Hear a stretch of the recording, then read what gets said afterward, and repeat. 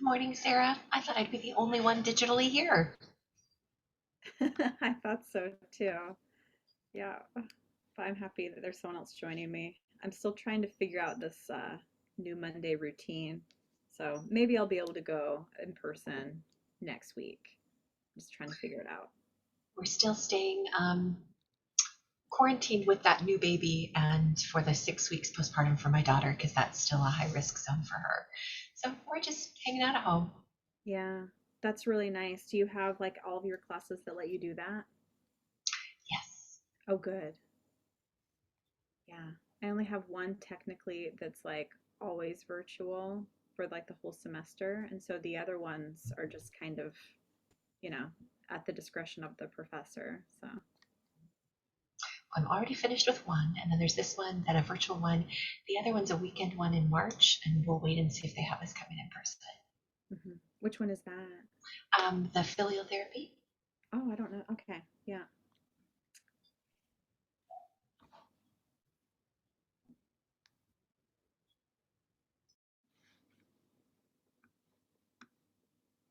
Hi, Kira. Hello, Sarah. You working on your paper? I was just actually about to email them for clarification on doing the extension for the paper, because I just don't think I'll be able to get a quality paper in by Wednesday. Is for the couples class. Yeah. So I was just about to email them to ask if we have to file the income. Go for it. Hey folks, we're gonna get started in a minute. We're having some IT things happen. Oh, something's happening. Okay. There we go. Now you're in Bam. screen mode. That's what we want. We want this. Oh, let's see. Where did it go? This is fun.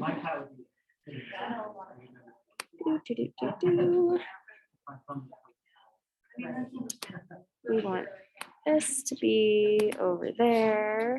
So I'm gonna drag it until it shows up there. Looks like you're good. Hey, look at that. We didn't put your email, but That's fine. That's not necessary. All right, thanks. Hi. Nice to meet all of you finally. So I am going to take attendance in an attempt to match names with faces, while also figuring out how to, let's see. Hey, cool. Folks that are virtual, can you see the slides? Awesome. All right. What does this thing do? That's cool. Okay, good. I'm making sure people's grades aren't just showing up there, because that would happen. Where does everyone come from?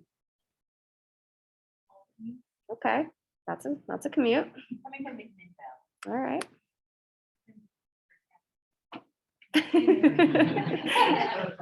Fair enough. Yeah, not terrible. Depending on traffic though, I mean, like that 9-mile stretch of 217 on a bad day can take an hour for no reason. All right, so let's see. We're going to talk about a bunch of things today, but first I'm going to figure out how to take attendance directly on Canvas, because usually I have my little Zoom list. Canvas grades are a little funky. I think I said this before, but I typically keep all of my grades in a spreadsheet and then upload them to Canvas as I go, because sometimes things disappear or things just happen. So all of the grades will be updated. Midterm grades are due this week on Wednesday. So Canvas will be completely updated then. Nobody has anything to worry about. You pretty much get 100% on the case studies if you did them. And I think I said this before too, as long as you didn't put anything totally egregious for your answers. I do read them and I leave comments, but you'll get points just for doing them. So that's that thing. All right, now I can take attendance. Hey. This is section 1, not section 2. So on the screen, I've got. You wrote it there by memory, not by I've got Sarah. I've got Delynn.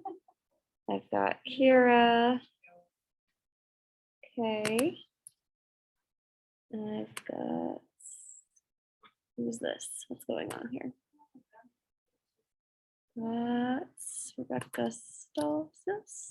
I've got Sarah Griffin. You all know each other, right? Kind of.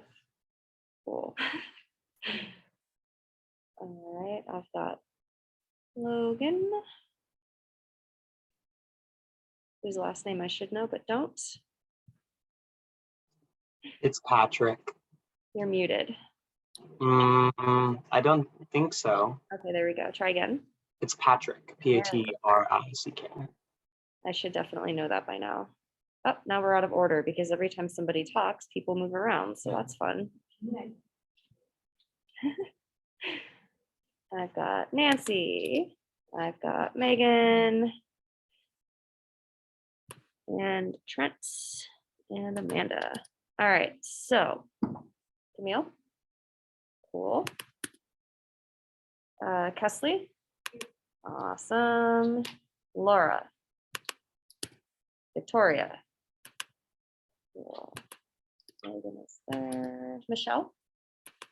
All right. Alex. Lauren. Anna. Okay. And Greg. All right, cool. Wait, Savannah. All right, that is everyone. Look at you guys. First day, 9 a.m. People are here. All right. So, yeah, we have a lot to cover today. Try to get through it. We'll take breaks. So we're going to be talking about neurodevelopmental disorders, but first we are going to start. There were some comments and then some emails about some controversy about pedophilic disorder. Where's my mouse? This can go away. So at some points, and this happened in both sections, where people wanted to discuss potential pedophilic disorder as a sexual orientation rather than a mental disorder. And if that is the case, why do we treat it or try to get rid of it or eliminate symptoms, reduce symptoms, that sort of thing, if we don't do the same for other sexual orientations like being homo, bi, or pansexual? Let me take this off because you're all 6 feet away. I don't care. Okay, this is my face from Liz. So I spent a good portion of my week overcoming some bias, and I did a literature review with about 4 pages worth of references. So we're going to talk about that because it's important and because there is a lot of misperception out there. How do I make these go away? Everyone can see that, right? Or maybe if we do The greenness. or I was thinking on the top left. Hey, look at that. You guys are smart. That's why you're in grad school. I went to grad school. I just don't know how things work. We don't teach you those things. So a couple definitions. Sexual orientation, the most agreed upon definition I could find in the literature is that it is based on purely sexual orientation toward gender, as opposed to things like age or species, so on and so forth. And also as opposed to romantic orientation, which is not the same thing as sexual orientation. So romantic orientation, for instance, most children have. Kids have crushes. They have crushes on multiple genders. They have crushes on same genders. They might even have crushes on family members, kind of normal kiddo stuff, as opposed to sexual orientation, which starts to arrive around puberty and sexual development. Moving on, how do I need my notes. That's not my notes. There you are. Cool. Lots of slides today. So this can also include later in life. It can include like kink type behaviors. It can include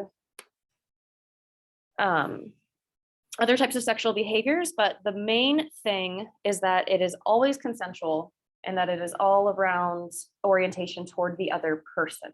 So the person is seen as a full human being. There are multiple dimensions to that, obviously, but it is always sexual orientation toward another person that is not necessarily mutual, obviously, but conceptualizes the person as a whole person, as opposed to an object, as in like with when we talked about fetishes, we talked about the fetishistic object, which would be something like shoes or, you know, whatever the object is.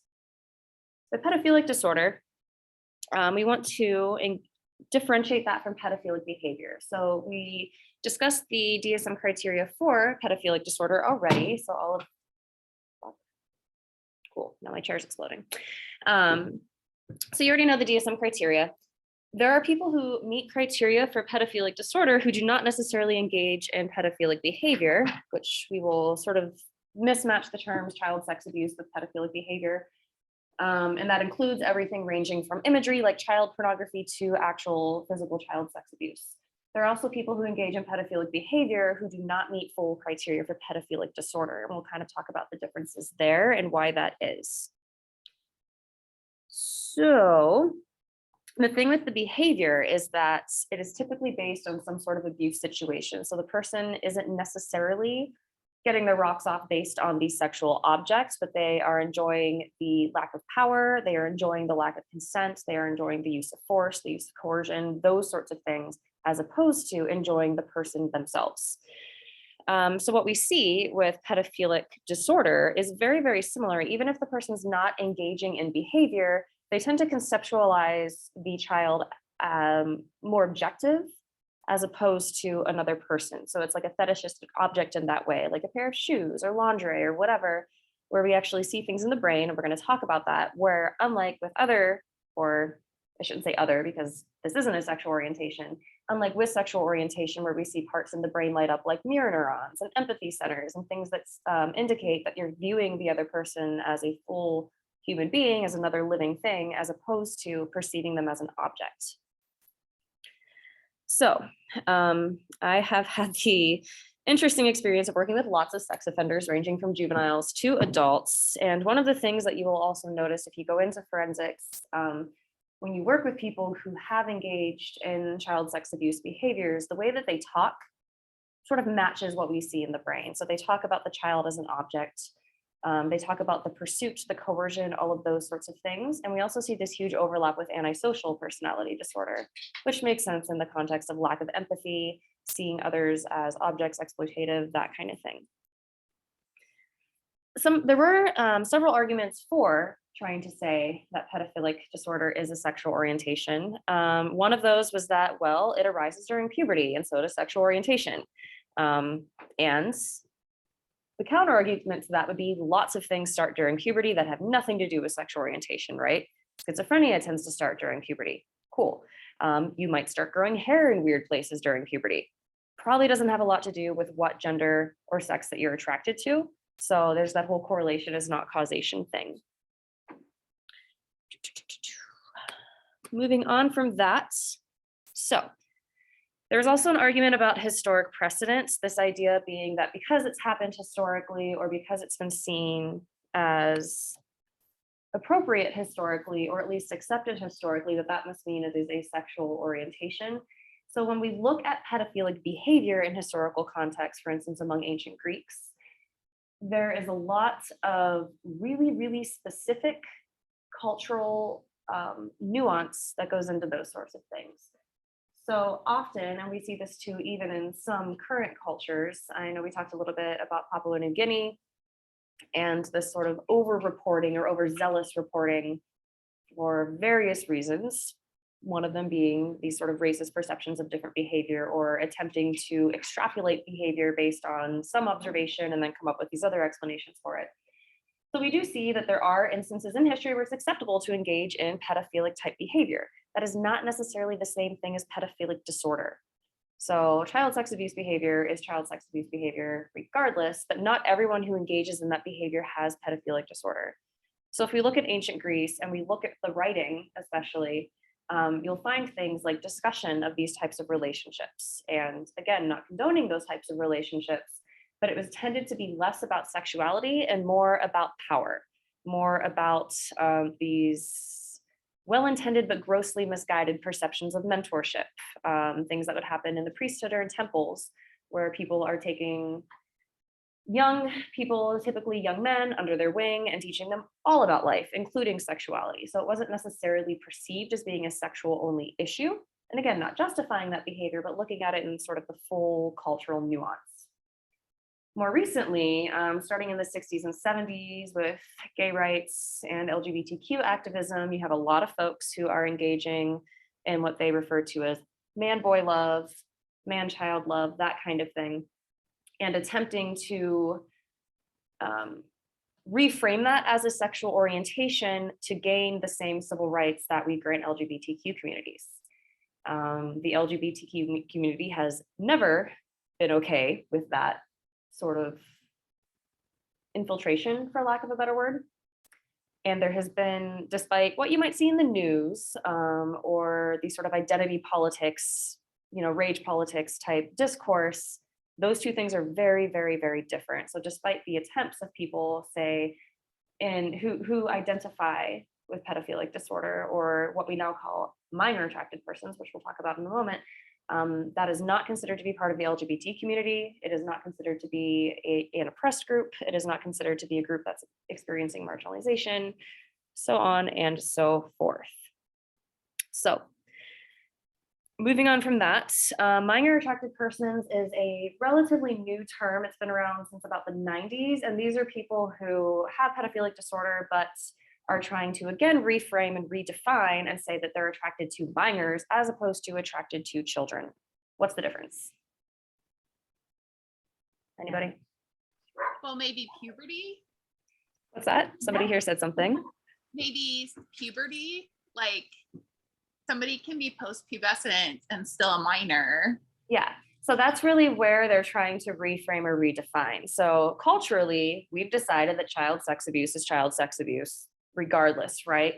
The difference between a minor and pedophilic disorders, we know that the DSM criteria for pedophilic disorder specifically says prepubescent children, whereas these folks are trying to reframe it, redefine it, and say, well, I'm just attracted to children and minors and 17-year-olds and 18-year-olds and whatever. And they're, again, trying to reframe it as a sexual orientation and include pedophilic disorder in that as opposed to a separate issue, right? So these are folks who are like, well, I'm attracted to 3-year-olds, but I'm also cool with like 16-year-olds. Therefore, I'm a MAP instead of having pedophilic disorder. You can see how that's problematic because it's this sort of attempt to normalize and make more acceptable these sorts of abuse type situations. So we will look at some evidence from non-human primates. Like, what does the actual science say? Because, as a culture, again, we've decided that child sex abuse is not acceptable. We've looked at the damage that it does. We've looked at the issues that it causes, but let's look at the actual science. So in non-human primates, pedophilic disorder does not exist. There is, however, at least that we know of, because we can't really ask a monkey, are you into baby monkeys? We do see sexual aggressive behavior with non-human primates, and it is always in the context of aggression. It is never in the context of just mutual pleasure or mutual sexuality. And that's kind of one of the things that we use to measure what we consider to be normal among humans. So non-human primates engage in all sorts of sexual behavior. They engage in homosexual behavior, they engage in heterosexual behavior, they have multiple genders in some cases, they engage in group sex behavior. Some animals use tools or sex toys. What we do not typically see is sexuality with young. And when it does occur, it is not considered a normative part of the culture. So for instance, a group of bonobos takes over another bonobo tribe. They rape and kill and eat all the babies. They rape the women, or females rather, to essentially spread their own genes, so on and so forth. So in those contexts, the sexual behavior is very much a form of aggression and not a form of sexuality, which sort of lends itself to the argument that in humans as well, child sex behavior or child sex abuse behavior has more to do with aggression, power and control, coercion than it does actual sexuality. From there, talking about humans, when we look at actual brain scans, we see lots of things going on. So when we look at the brain scans of people just based on sexuality. So homosexual, pansexual, heterosexual, and so on and so forth, we don't see a lot of changes in the brain. We see regular relational activity. So we see sexual arousal based on imagery, we see mirror neurons based on attraction, we see all of that stuff happening. With the brain of somebody that has pedophilic disorder, we don't necessarily see that. We see a couple different things. We see first is areas in the brain that are associated with perception. So I look at this, it's a book. I can perceive that it is square shaped. I can perceive the weight, so on and so forth. I can perceive all of you as human beings because you have faces and limbs and, you know, all of that stuff. In the brain with people with pedophilic disorder, we see the sexual object, in this case, viewed as an object as opposed to a person. So we don't see the mirror neurons, we don't see the empathy areas, we don't see an actual recognition of the sexual object as a human being. It is seen the way that you might see a fetishistic object or a sex toy or that kind of thing.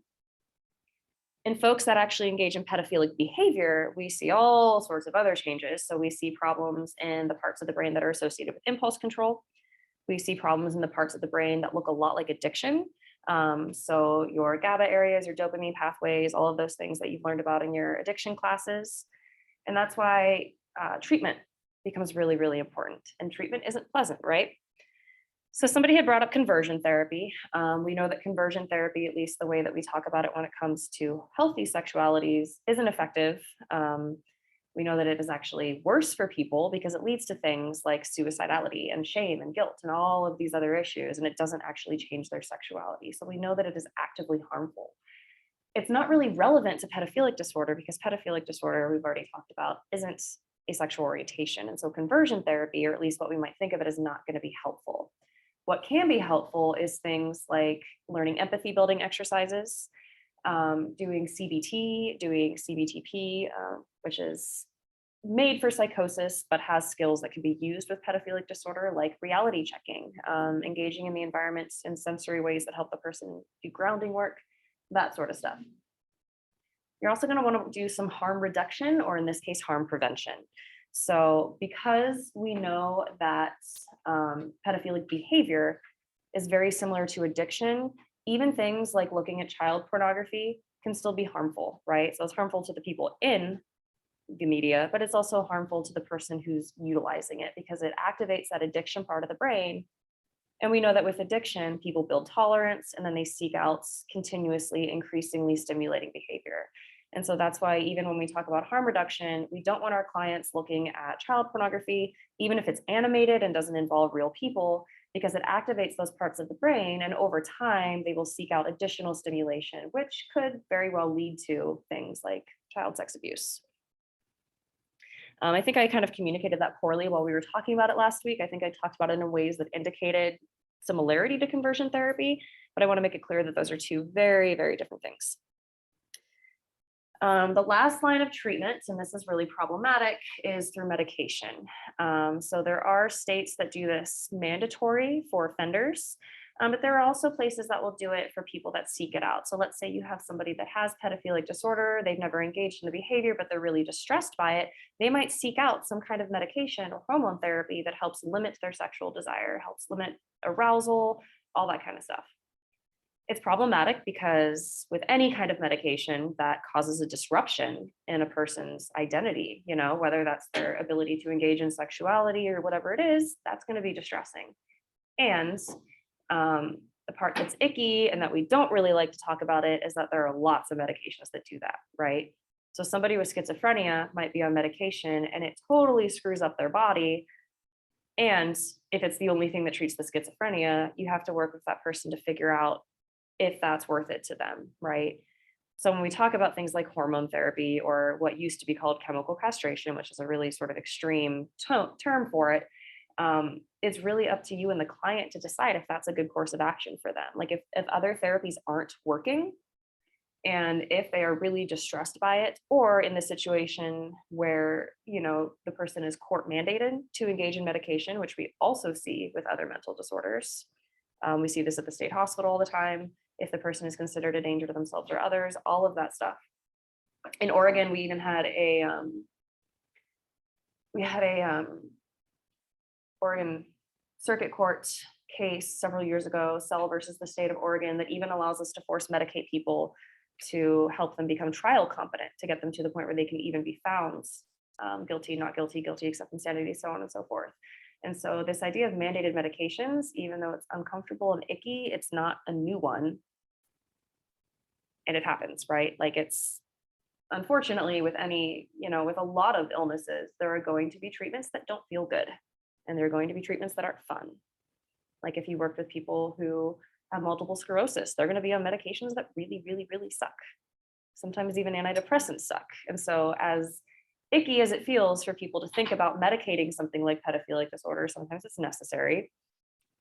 And if the person especially is consenting to it and they're seeking it out, that might be your course of treatment. So over here is also a big long list of references. There's about 4 pages worth. This is a fun project for me. If you really want to read more, there you go. There's a Google Doc with all sorts of stuff and cross references and so on and so forth. Does anybody still think that pedophilic disorder is a sexual orientation?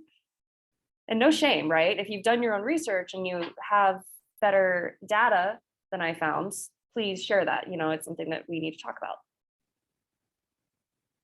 Anybody? All right, cool. We're keeping it nice and light on our first day together. Let's keep it. Thanks for doing that research. I really appreciate you taking the time to dig into that. Yeah, I like to nerd out about things. And if it's something that I don't have an answer for, I would like to say that I don't have an answer and then I'm going to go find it.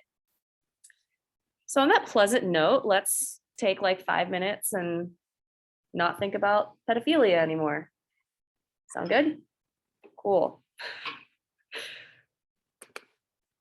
I did find a really awful comedy sketch that I was going to show you guys it was like this really weird synchronicity thing where I had a friend oh, you should watch this guy on Netflix. And it was right as I was finishing typing up all of this stuff. And his first skit was about pedophilia. And I'm like,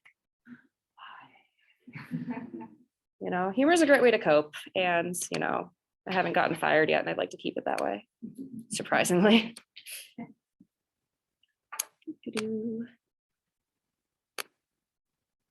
Who's this? Go away.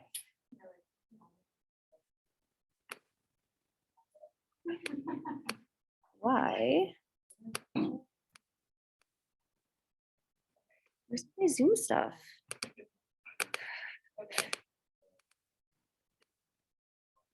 Oh, it's over there. Why is that happening? Why are my Zoom participants on this screen, but my thing's over here? That's weird. All right, we're gonna pause recording. Hey, all right, neurodevelopmental disorders. So the reason they are called that is because they happen during specific developmental stages. Everyone's learned their developmental stages, right? You will notice that the DSM does not endorse any particular developmental theory. So it doesn't say during Freud stages or during Piaget stages or during Skinner stages or any of those things. It's kind of up to you to just figure it out and use your clinical judgment, which is a really nice way of saying figure it out. I say it all the time. So neurodevelopmental disorders are essentially things that cause issues for the kid in multiple dimensions, right? So you'll see this with a lot of the diagnoses where it's not just during school, it's not just socially, it's typically across dimensions, which tells us that it's some sort of global functioning issue. And presentations may include excess, so too much of something like hyperfocus, or a deficit or delay, which is not enough of something, or something isn't happening soon enough. So the person is unable to focus. Maybe they're not walking on time, they're not speaking on time, or they're speaking too much, so on and so forth. The language in the DSM can be problematic at times, and so we'll talk about that a little bit today. There's a lot of what you might call ableism in the language, and so we'll talk about that. We'll look at some videos, so on and so forth. Whoa. He's always mad at me for something. Where's my mouse? Come back. Hey. Over here. There we go. So the first one of these is intellectual disability or intellectual developmental disorder, commonly referred to as IDDD. Most of you have probably heard that. So here the person has deficits in intellectual functioning, and that can also be what we might call executive functioning. So issues with reasoning, problem solving, planet, judgment, learning, stuff that happens in the cortex. As a result of that, this person is going to have some issues with adaptive functioning, primarily ADLs and IADLs. When we say lack of personal independence, that means the person is not always able to do these things for themselves. They may be unable to feed themselves, dress themselves, clean themselves. Sometimes with folks that have more functioning than others, maybe they need trouble or they need help going to the store. They might need help counting money. They might need help with organizing things, putting clothes away, doing laundry, cleaning, those sort of, more IADL, instrumental ADL tasks. And again, it's happening across multiple environments. The onset is during the developmental period. So it's happening early on in life. If it happens in adulthood very suddenly, that's an indication that there's something else wrong. Maybe a neurological event, traumatic brain injury, some kind of trauma, so on and so forth. Stop yelling at me. I mouse every time I do this. So in the past, and what is fun about the DSM now is that it doesn't give a lot of really specific stuff about severity. In the past, we used to use the Global Assessment of Functioning, the GAF score, or IQ. You still typically see this. So when you're diagnosing mild, moderate, severe, profound, you will oftentimes see it based purely on IQ. There is a movement to also include functioning in that, because you might have somebody who has a medium, moderate, or high IQ, but because of some other issues intellectually, maybe they're not able to do ADLs. And so you might give them a more severe rating, or vice versa. Maybe they have a lower IQ, but they're still able to do these other functions. And so you might rate them, moderate or mild instead of severe. So we're trying to get away from standardized testing, still use it, but kind of form a full clinical picture before we start, using these sorts of labels. And the reason for that is because these specifications are used to determine services. So especially in the IDDD system, this is a really interesting system, because you might have somebody, if there isn't evidence that the IDDD existed from childhood, they do not get services, which is problematic, right? Like I've had clients who are adults who are very low IQ and who can't function, but because they live somewhere like really, really rural, where they never got testing, or they weren't in school for various reasons, we didn't catch it until they're adults. Now they don't qualify for services because there's no evidence of childhood issues.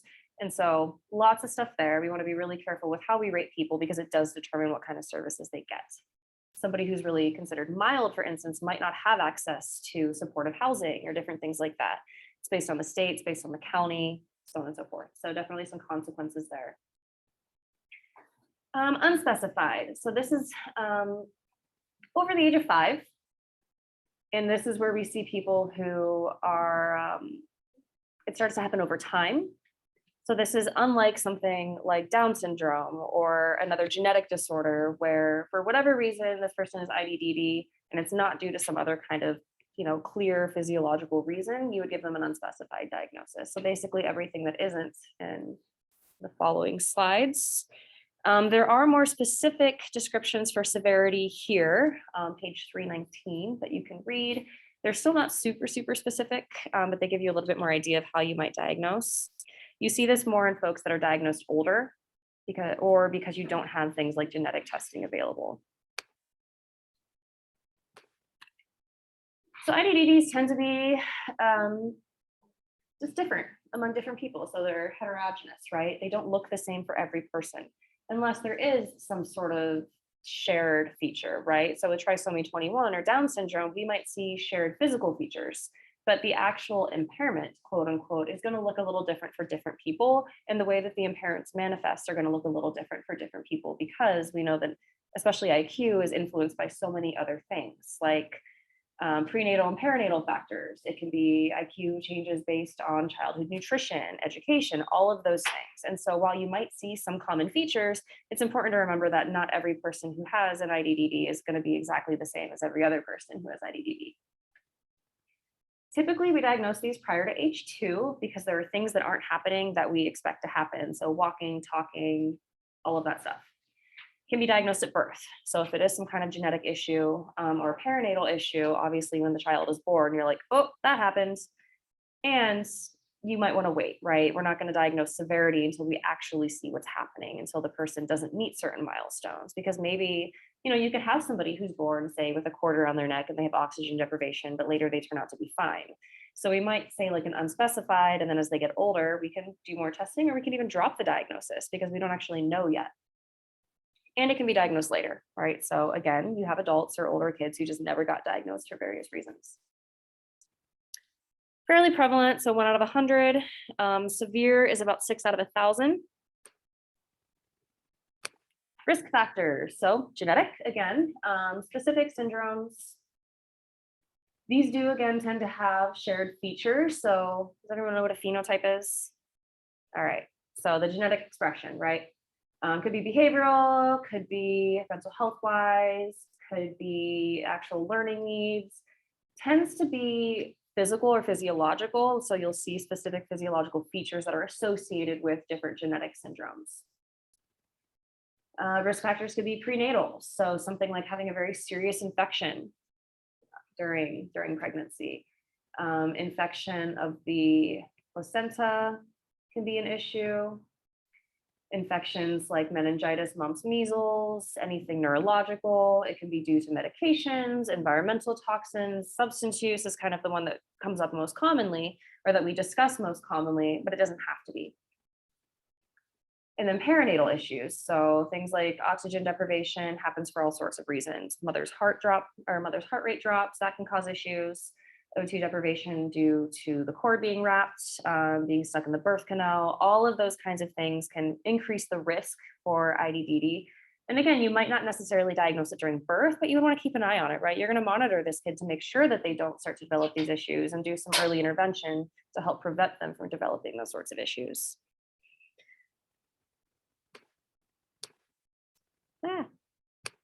What's over here? So global developmental delay. This is something we would use if we don't have testing, or maybe they can't engage in testing for various reasons. So they're under the age of 5.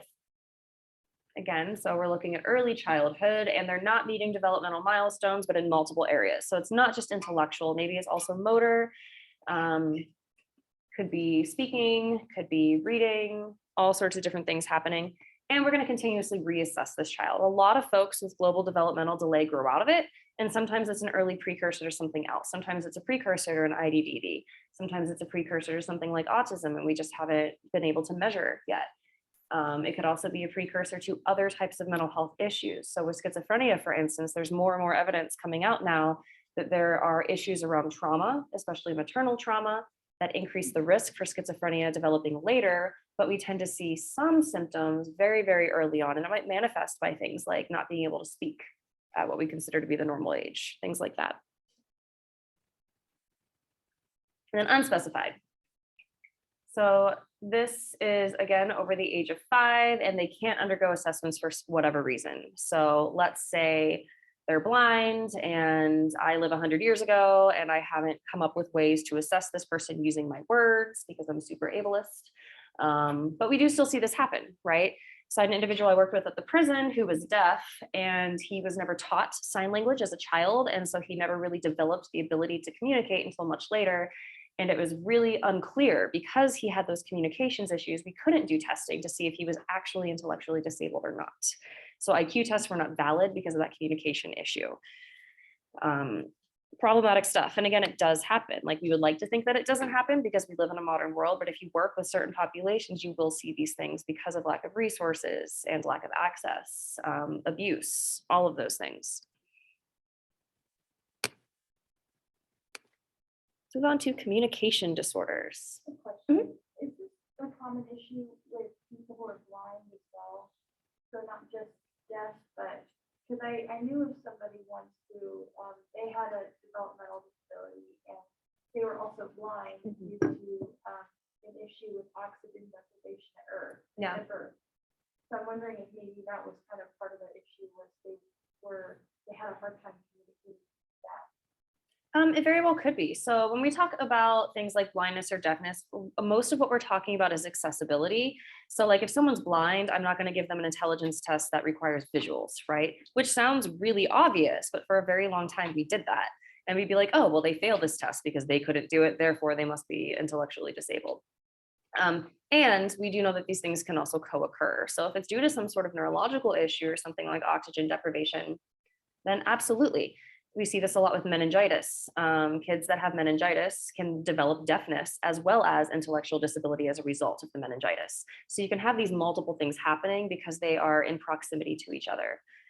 We can see this a lot with traumatic brain injuries. If the part of the brain that's damaged causes blindness and also causes intellectual disability. So we do see a higher correlation, but they have to be linked sort of etiologically, right? So in that case, it would have been the oxygen deprivation affected the part of the brain that's involved in sight and also affected these higher reasoning functions.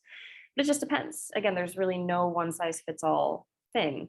What the DSM is really trying to communicate here is that we're not going to use like really specific tests for things that the person can't actually engage in. So we're going to look at things like validity of testing and that kind of thing. Did I answer your question? Yeah. Sorry, that was a lot of words. Right. Okay. So communication disorder, a couple of definitions here to start. So language and communication are not the same thing, right? Language is referring to any sort of symbolic type of communication, whether that's verbal, using words, symbols, pictures, sign language, movements, written word, all that kind of stuff. Things that we look at with language, phonology, which is the speech, sounds, and patterns. When we talk about phonemes, for instance, we're talking about specific little tidbits of sound. Phonemes are things like different sounds for an E. It could be eh or e or eh. Like all of those are E, but those are different phoneme sounds. It can also be language-based, like cultural language-based phonemes. So there are multiple pronunciations of the letter D in Hindu, for instance, that English speakers after a certain age can't differentiate, that Hindu speakers can. You might see this in folks that speak Mandarin Chinese, where they don't have phonemes for L's and R's. And so when they speak English, L's and R's sound very similar. So phonemes are basically just these very small sound tidbits. Morphology, which is how words are formed. Morphology can be both an issue in the brain and it can be a structural issue. Maybe there's a problem with the tongue or the throat where they can't pronounce the words correctly. This is usually your kids who can't pronounce their R's, they can't pronounce their S's, people with lisps, that kind of thing. And then syntax. Syntax is how we form our phrases and clauses. So I make a sentence, it has a subject, it has a verb, so on and so forth. This could be things like putting words out of order, putting words that aren't full sentences, so on and so forth. Content of language. So this is the actual semantics or the meaning of words. So this is when, this is a book. It's also a manual. It's also a textbook, right? All of those have different meanings and they all have the same meaning. So that would be your semantics. We could argue all day long whether it's a manual or a textbook, and we would be arguing about semantics. The function of language is all around what you use the language for. This is a little more subtle, and you see this a lot. A good illustration of issues with function in language is if you have folks who maybe where English is their second language, and so they might use words a little bit differently than native speakers do, as with any language, right? Or you might see words used in ways where the meaning is similar but not quite the same. We see this a lot too with things like psychotic disorders. We'll talk about that when we get there. Those are the types of language that could have impairments in communication disorders. And then communication is any kind of behavior that's used to communicate something. The way the DSM defines it is influences behavior, ideas, or attitudes of another. They purposely leave out whether it's intentional or unintentional. So I could be unintentionally communicating something with my body language, or I could be intentionally communicating something by like waving or, flailing my arms about, that kind of thing. So with these, we're going to use a combination of our clinical assessment and testing because we want to have both. Again, we don't just want to rely on testing because it's problematic, and it is a lot of testing has been developed for certain very specific populations at specific points in history. And so we see these big differences among groups. Over the last 30 years, there has been some changing. So there are things like intelligence testing specifically for individuals who are blind or deaf, or for certain languages, different things like that. First disorder here in the DSM is language disorder. So here is where we see a kiddo, and again, it could continue through adulthood, but it's starting usually during childhood where there's a reduced vocabulary, so they don't have as many words or quantity of words as you would expect for their age. So folks probably, I mean, if you've been around children or if you've ever observed a human child, which I hope all of you have in one way, shape, or form, kids talk at different rates, right? They might only have 3 or 4 words for a while, and then the words expand, and then it expands into clauses or subject verbs, and then it expands into full clauses and then into full sentences. So it starts out with mama, and then it goes to me and mama, or me food, or whatever the word is, or me dog. And then it goes into me want this, and then it goes into I want something to eat, right? We see this progression. So language disorder is when there's something happening with that progression. So they either don't have enough words when they're expected to, they might not be able to form sentences when they're expected to, and they might have impairments in discourse being back and forth conversation, or they're not able to communicate their thoughts with language. And again, language being written, verbal, pictures, so on and so forth. So it doesn't just have to be verbal. This could be somebody who, like this could say this person is deaf and they're learning sign language, but they're not learning it at the rate that you would expect. So again, starts during early developmental, and it's not going to be due to some other condition. So in the case of a deaf person, no issue learning language if you're taught when you're supposed to learn language, just like everyone else. You can be deaf and be totally fluent in multiple languages. But this would be, let's say it's essentially not due to something like that. It's not due to some sort of congenital problem, like they were born with some sort of issue. It's not due to some obvious neurological condition. This isn't somebody who becomes nonverbal because they're autistic and they're stressed, so on and so forth. This would also include things that are physiological, like let's say the kid has a cleft palate or some sort of other issue that's preventing them from speaking. So you want to check for all of those things. They do have some definitions in the DSM on page 43 about what is normal expected for various age groups. And we see changes, right? So you might have a kiddo who's been diagnosed with a language disorder because they don't have any words or they don't have enough words. And then all of a sudden they start speaking in full sentences, but they're 2. Are we going to keep that diagnosis? It kind of depends. Are they able to communicate? Probably not going to keep the diagnosis. If they aren't, then I'm probably going to keep the diagnosis. Speech sound disorder. So this is issues with phonemes. This is things like the kid that has a lisp that's so bad you can't understand them, or the kid that can't pronounce their R's so bad you can't understand them. I was one of those kids. I had to go to speech therapy. It was fun, but now I can make R sounds, which is exciting for me and probably my parents. With speech sound disorder, again, it has to be persistent, meaning it's ongoing for a period of time, because this happens a lot with kids. Most little kids cannot pronounce specific phonemes. So a 2-year-old often can't pronounce R's. If it's still happening when they're 7, 8, 9, that's when I might give this diagnosis. Same things with S's, L's. You hear kids mix up L's and W's a lot, things like that, because they're still developing language. So you wouldn't diagnose this unless it's persistent, it continues on past the developmental period, and if it really keeps them from communicating. So let's say it's just an issue where they never learn to pronounce it, they go to speech therapy or you practice with them a lot and the problem fixes itself, probably wouldn't give this diagnosis. Some things that you might want to roll out here is that if there are issues with facial musculature, if there are issues with breathing, if there are issues with a cleft palate, all that kind of stuff. So we're going to check and make sure there's not some kind of physiological cause before we start trying to do behavioral interventions.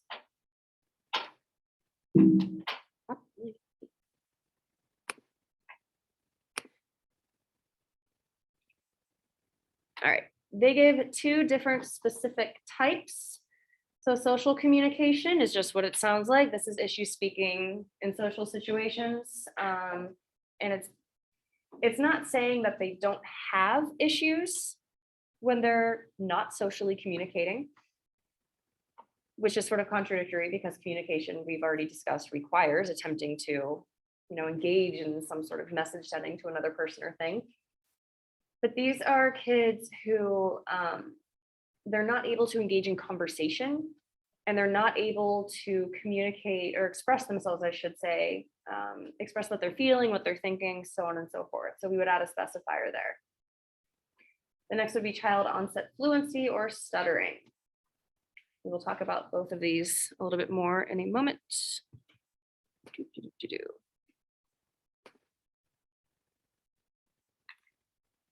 So, child onset fluency disorder, also known as stuttering, but it's more than just stuttering, right? When we think about stuttering, we think about criterion A1, which is just that repetition. There's other things that happen too. If you've ever been or worked with somebody that has a stutter, you'll see other things. You might see some tics. You might see, like number 6, the words pronounced with an excess of physical tension. You might see the person kind of lurch a little bit when they're trying to make certain words. You might see their face grimace, things like that. They might not be able to finish a word, meaning they're repeating the first half of the word, but then it stops, or the word is blocked. You might see that they will repeat specific phonemes and not whole words. You will see that they might not be able to say specific sounds, or it might take a lot of effort. Number 5, circumlocutions, is when the person will attempt to use a different word that doesn't quite make sense. You'll see them sort of struggle with the word at first, and then they'll just choose a different word, kind of making up for it. So on and so forth. Does stammering kind of count in that category? Yeah, I mean, if it causes enough of an issue, right? Because lots of people stammer when they're nervous, or because they're tired, or because they had too much coffee or not enough coffee, right? So this is something that's happening all the time. It might get worse when the person is stressed, but you want to make sure that it's causing some sort of ongoing issue with functioning. Again, because there's lots of people who stammer sometimes, but if it's not causing these sort of global issues in communication, they're not able to effectively communicate because of it, that's when I would give this diagnosis. Or again, if it's causing some sort of serious distress to the person and they come to you for help. We don't do a ton of treatment. You might help the person with anxiety management. You might help the person find strategies to help circumvent the communication issue. But with most of these, you're going to refer the person to a speech therapist, and they're going to work on those more specific things. Like they're going to work with them on things like tongue movements and give them facial exercises and all that sort of stuff. As mental health providers, we're going to help with them. We're going to help folks with issues around the anxiety or the social problems, the more mental health related things, but we're almost always going to refer them to somebody who specializes so we can get at the root of the issue and try to help them fix it. I like D a lot because it says neurological insult. Really, all the other, I don't know how that got left in there because that is leftover language from the DSM-4 TR. Now we say injury or event, but essentially they've had a stroke or something else. So I'm not going to give someone this diagnosis if they've had some kind of neurological event and it's like an acute onset.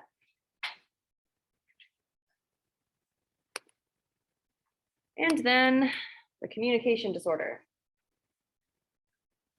So here is where we talked about this briefly in the earlier slide. This one is hard to describe until you see it. So this is where the kid tries to communicate what they're thinking, but it doesn't come out appropriately, or they use the wrong words for things. This is where you might see somebody, like we have certain conventions, right? We have conventions for how we speak. We say first this happened, and then that happened, and then this happened. This person might give you events out of order. They might give you events incorrectly, but it's not because they're trying to lie, it's because they can't form the sentences correctly. So they might say, like, let's say you're like, hey, what color is the sky? And they say truck. Because they know that it's blue, they want to say blue, but over there's a truck. And they can't communicate to you that they see a truck, even though they're trying to tell you that the sky is blue. So inappropriate answer for the question that's being asked. And you do want to make sure that this isn't something, we see this a lot with schizophrenia and other psychotic disorders or other disorders where there's a thought disorder, disorganization. So we really want to differentiate between whether or not this person is just having issues with communicating versus actual perception. or a thought disorder. And we'll do this through testing. So maybe the person can't communicate verbally, but maybe they can communicate in pictures. Maybe they can point to the correct picture. Or if another way to test this would be maybe you tell them to point to the picture, but they say the word instead because they don't understand the difference between pointing and verbal. So they're communicating inappropriately that way. This is very similar to what we used to call Asperger's. So people that might communicate awkwardly. Asperger's is no longer a diagnosis. We'll talk about that a lot more why when we get to autism spectrum disorder, but a lot of the sort of, when we talk about appropriateness of language, when you think of these sort of classic stereotypes of what we consider to be Asperger's, it might look a lot like social communication disorder, where the person just isn't communicating things effectively, appropriately to the situation, appropriately to the social situation, so on and so forth. So, as always, additional criterion is that it results in functional limitations. It starts in early developmental period, but we might not notice it until later, right?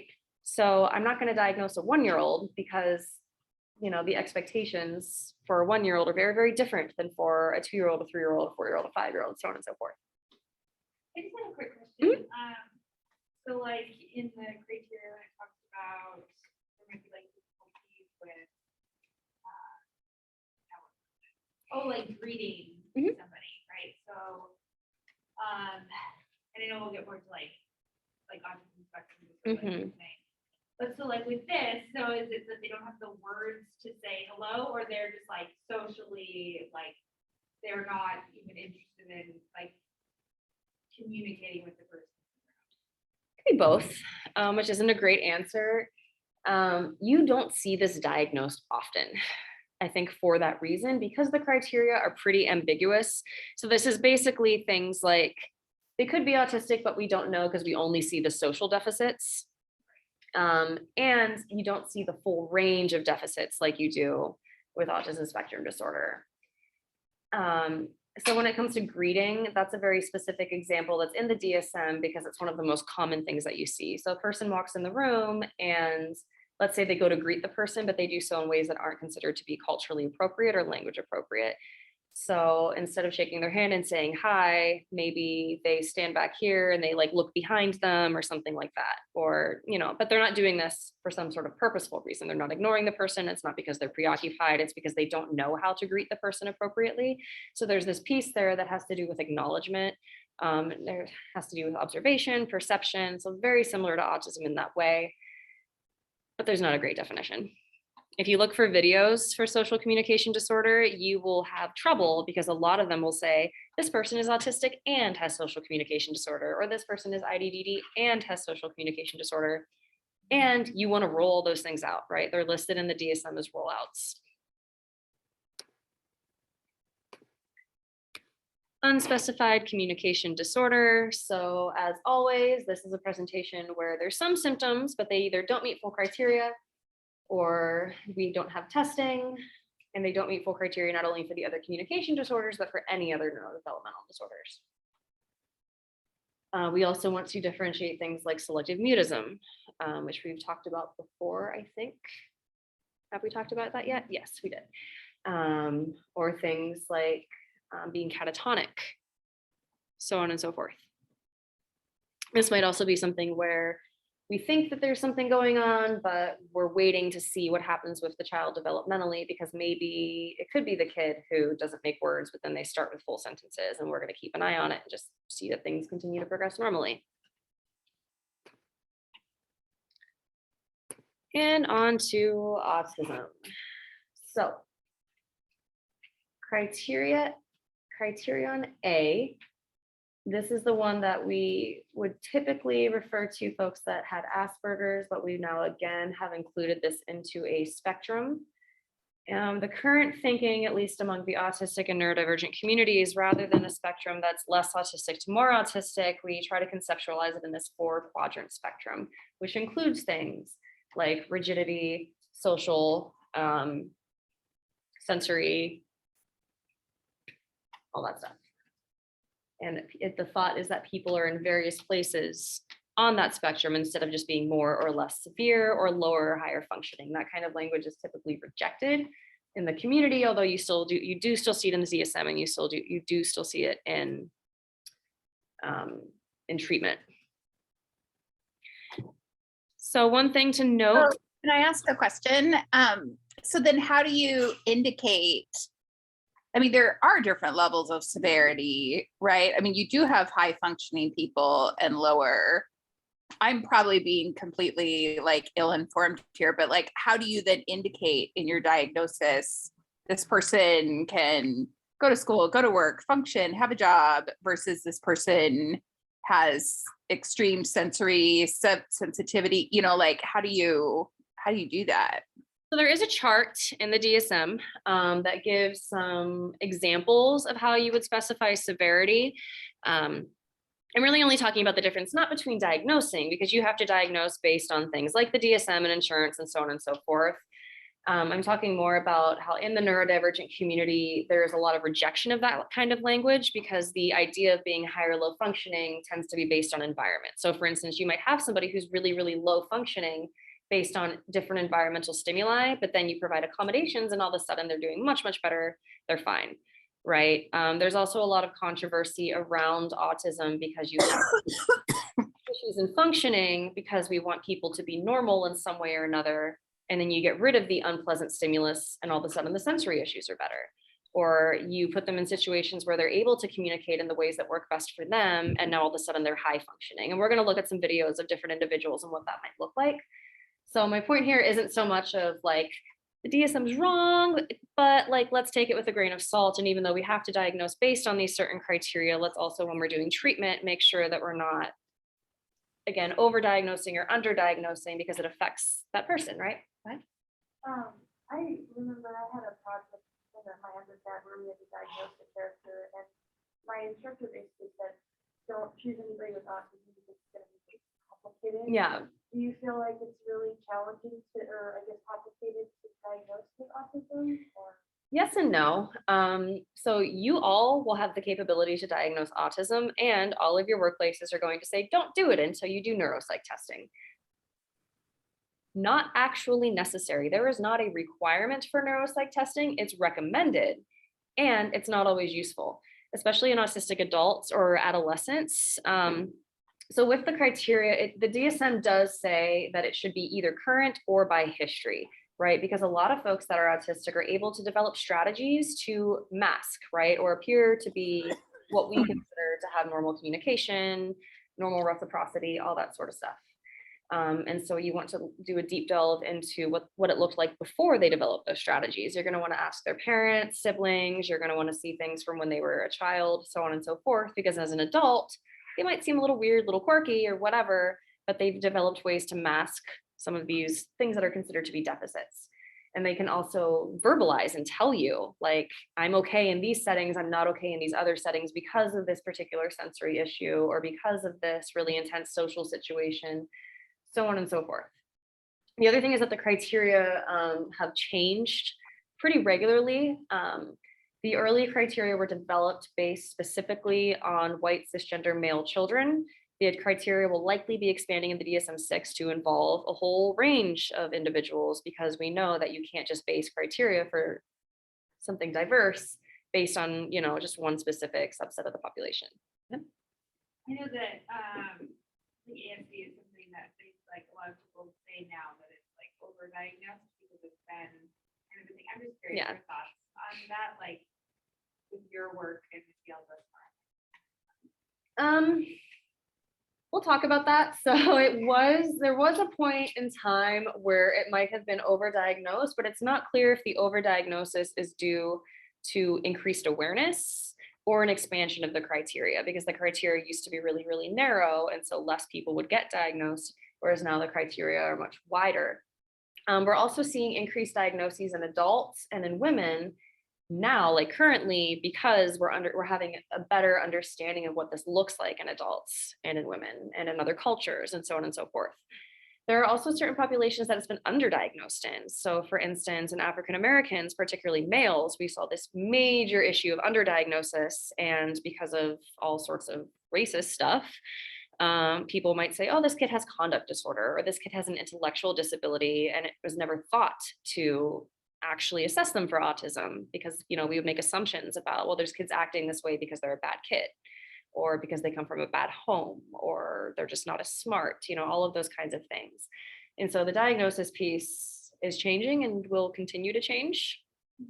I think I mentioned this one probably several times when we talked about mood disorders. Like right now, the really popular diagnosis for kiddos is bipolar disorder. 10 and 20 years ago it was ADHD, and before that it was autism. So it kind of just fluctuates based on all kinds of factors.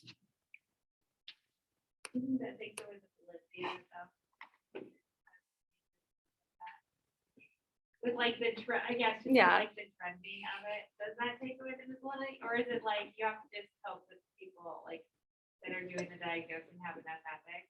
I just ask because Yeah. it's like I think there's just so much when it comes to like diagnosing, especially like little kids, Yeah. because there's such a stigma with diagnosis, Yep. and then that's something they carry with them, and it's also like a very personal thing, Yep. and so it's like if you're just seen as that kid with whether it's like ASD or bipolar disorder or whatever it might be, it's like you're seen for like is and should be changed more, but like as like the diagnosis, not as somebody that has this, right? Yep. So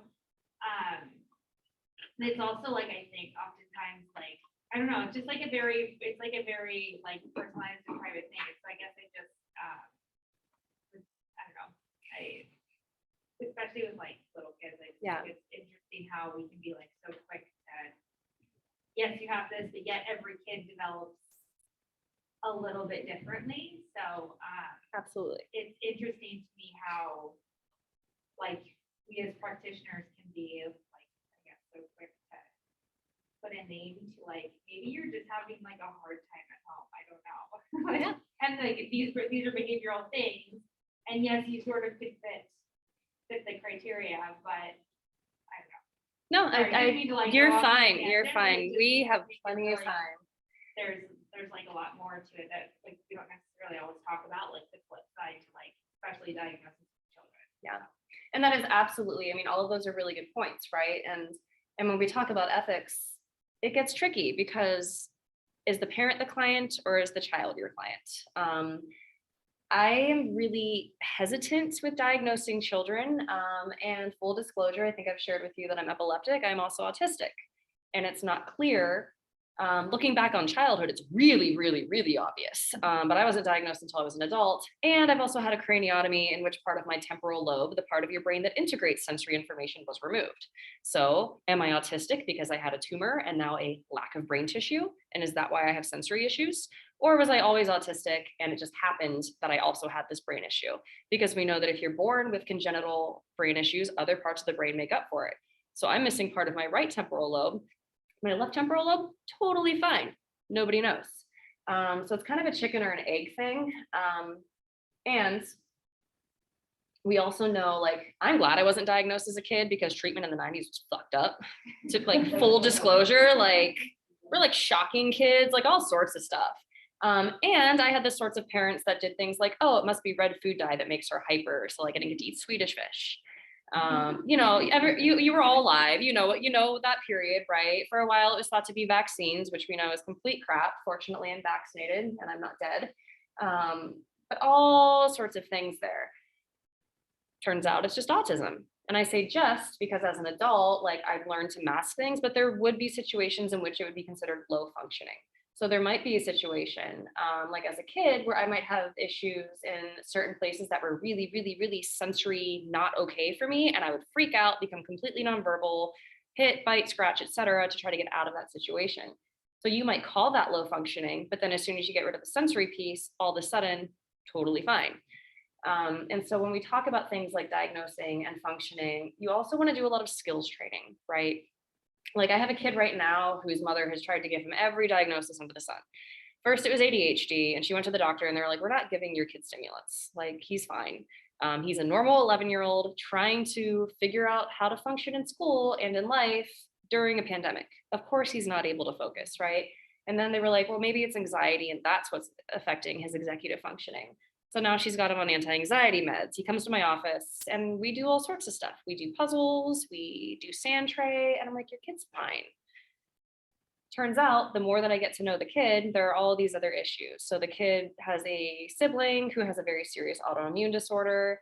Because of that, sibling gets a lot more attention, which makes sense, right? Again, no judgment on the parents. Like, these are not bad parents, they're just unskilled parents. These are parents who need additional training.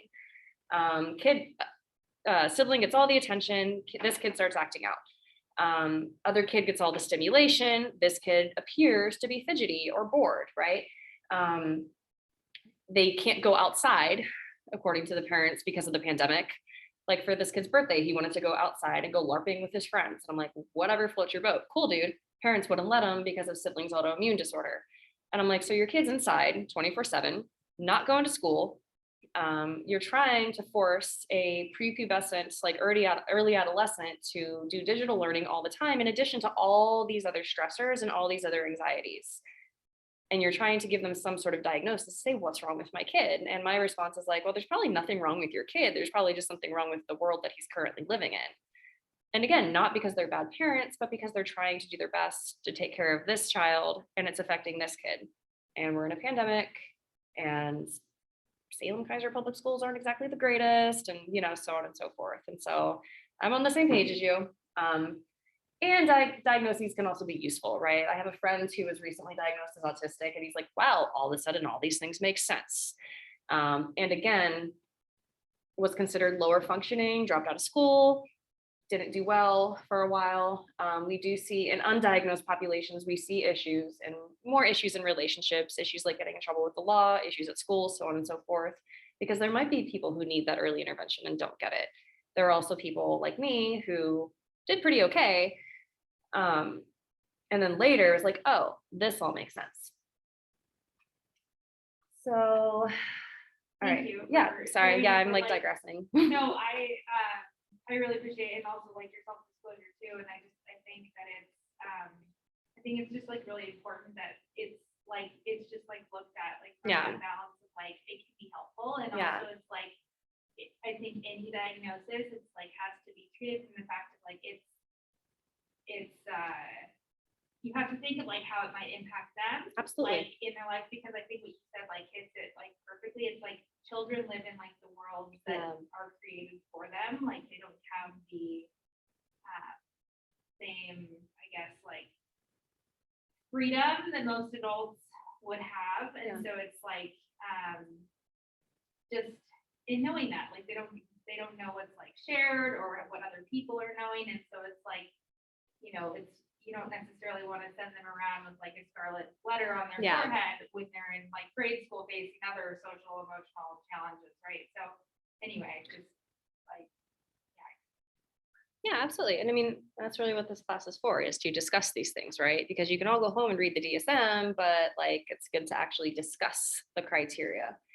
So let's dive into these a little deeper. So social emotional reciprocity. Can I ask a question real quick? And if it feels too personal, that's totally fine.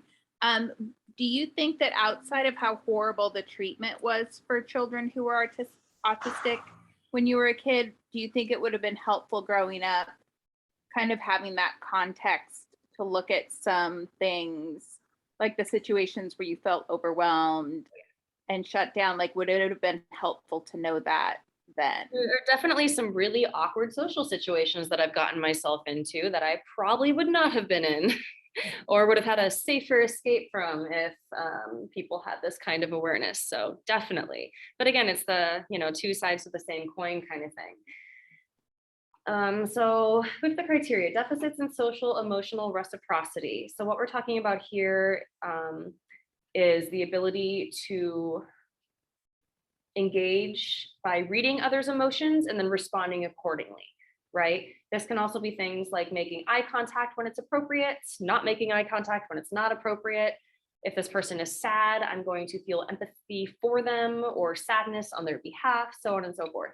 It's also conversational. So you say something, now it's my turn to say something. Now it's your turn to say something.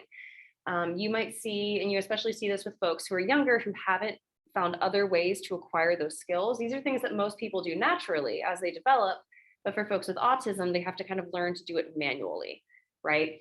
So like I'm a good clinician because I'm basically a robot and I can manually pick up on all these things that other people do automatically. So when I sit here looking at all of you, I am very quickly calculating things like body language and eye contact and tone of voice, all of those things that most people just do without realizing it. And that what you are all being trained to do in school. Folks with autism have to learn how to do that manually instead of just doing it automatically.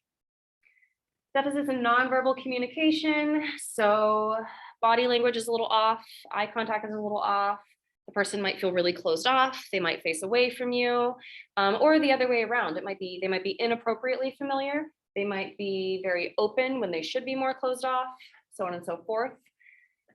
Developing, maintaining, understanding relationships. This tends to be a result of the first two. So if you're not good at stuff, things don't always go well for you, right?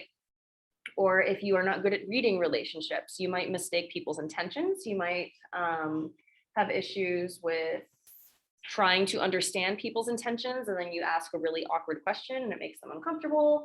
Again, overfamiliar or too distant, all that kind of stuff. You want to specify the current severity for each criterion. So you will specify the severity for criterion A, and you will specify the severity for criterion B, which is here. Restrictive, repetitive patterns of behavior, interest, activities, as evidenced by at least two of the following. Stereotype movement or repetitive motor movements, use of object speech. This is things like stimming. You might see people rock. You might see people engage in some sort of stimulating behavior. It could be things like the kids lining up objects in particular ways because they like it, or it's aesthetically pleasing, or it makes them feel better, whatever. It might be repetitive speech, using the same phrases over and over, that kind of stuff. Insistence or need for sameness, inflexible adherence to routines, ritualized patterns of verbal or nonverbal behavior. So there is a need for the person to have some kind of routine typically, because to not have a routine kind of throws them off. And a lot of this, again, has to do with the compensation. So if you are sort of constantly manually trying to understand the world around you, if things change, you have to redo all of that. You might also see this in individual tasks. So if I'm a person who struggles with this particular piece and I want to write a paper, and I make my steps, one, I'm gonna do the research, two, I'm gonna make an outline, three, I'm gonna do the writing. If one of those steps gets messed up, I'm gonna have to go all the way to the start. And you might see this in more subtle behaviors too. Let's say the person is on their way to the refrigerator to get food, but then something distracts them and they have to stop and like turn toward that thing. They might have to go back and start over. Or they might have to pause for a second and recalculate, like, okay, I stood up, I'm walking to the refrigerator, I have to open the door, I have to select the food. So anytime there is this sort of interruption in those steps, you might see this difficulty there. And so the need for ritual and routine becomes important because it helps the person do those steps without having to think about it as often. Restricted or fixated interests. In the neurodivergent community, this is referred to as a special interest. You again want to really, really differentiate here between normal childhood stuff, right? So when you give a kid a new toy, they're probably only going to play with that toy. Or a kid discovers a new movie. You are going to watch that movie 30,000 times for the next year, and they are going to memorize every single word of it, right? Normal kid stuff. Autistic adults tend to still have this, or it tends to be what used to be thought of as somebody who's a savant. So maybe they're really, really good at this one thing and they just do it all the time because they enjoy it. It could be somebody who's really, really interested in something and they tell you all about the thing, even though you don't care and you're not paying attention, which takes us back to the reciprocity piece. But it's not typically as extreme as you see in movies and media, so on and so forth. Hyper or hypo reactivity to sensory input. Somebody already mentioned this over here, I think, maybe, no. So this is, the person is just very, very, very sensory, and it changes, right? If they're stressed, if there are additional stimuli, like emotion stimuli, this is something folks who've done like mindfulness practice where they sit and really pay attention to things like textures or colors, stuff like that. It's kind of like that, but it's all the time. Or it could be hyporeactivity. So some folks who are autistic don't feel things to the level that they should. So like pain, This is an issue, especially with kids who might become nonverbal when they're in pain, but they can't tell you that it hurts because they don't actually feel it. You might have people, they are injured in some way, but they don't notice it for a while. You probably met people who like they get a cut and they're bleeding and they have no idea until you point it out to them because they don't really feel it, but then they're really sensitive to things like fabric textures or tags on their clothes or sounds or light, so on and so forth. And then again, you would specify the current severity for this specific criterion and kind of weigh the two against each other or together. So symptoms must be present in early developmental period. So like if I didn't have these issues until after they took out part of my brain, probably wouldn't get this diagnosis, even though functionally it would look a lot of the same, but we would say traumatic brain injury, so on and so forth. And again, you might have adults who, we're gonna watch a video here about adult diagnoses in a few minutes, but there are ways that people can mask because they learn strategies. They realize that they're not doing well in certain situations or they aren't getting responses that they want. And so they create strategies for themselves. You'll meet people who are really, really bad at eye contact, but they know that it's culturally expected. Like I've had clients where we talk about, okay, well, I'm gonna make eye contact, but I'm gonna do it for exactly 3 seconds and then I'm gonna stop because it's uncomfortable, but I've made the other person happy by looking at them. Or things like they might find ways to cope with the sensory stimulation. You will have people who might use different medications to help with the sensory issues. You'll have folks that do things like take Benadryl or anti-anxiety meds to help with sensory issues, so on and so forth. And people can be comorbid IDDD or global developmental delay, but not necessarily, which is another diagnostic issue, right? So if you have a kid that's totally nonverbal, you might think that it's a communication disorder. You might think that they're IDDD. And so you really, really have to look at other ways of communicating and you really have to look at their other ways of functioning, right? Do they also have these sensory issues? And you have to find ways to assess that because they can't tell you. There we go. All right, additional specifiers. So if they do have additional intellectual impairment with or without, if it is associated with some kind of medical condition or genetic condition, you would use whatever code it is for that condition. So there are some neurological conditions that can be associated with things like autism. And we see this a lot, for instance, with epilepsy. We see it with other neurological conditions like MS or CP, where over time, especially as the condition progresses, you might see autistic-like behaviors and experiences increasing. If they have another issue, let's say the kid's autistic, but they also have conduct disorder, we're going to code both. And then if they become catatonic, there is a specific code for that in the catatonia section, which we are not talking about today. All right, so back to severity. I think was it Rebecca that asked about the severity coding? Yeah, it was me. Okay, perfect. So on page 52, there is a 3-page chart that gives examples of how to rate severity. And again, you want to use your clinical judgment based on what does this person need for services and what kind of wording do I want to use, not only to help the person understand themselves, but also to reduce issues around stigma and ableism and all that kind of stuff. Prevalence, again, pretty high, about 1 out of 100. And like we talked about earlier, that could be due to increased awareness. It could be due to the expansion of the criteria. Some people, and this is another thing that's going to probably come up in the DSM-6, is that there are folks who are diagnosed with autism where they start to develop traits and then they get worse.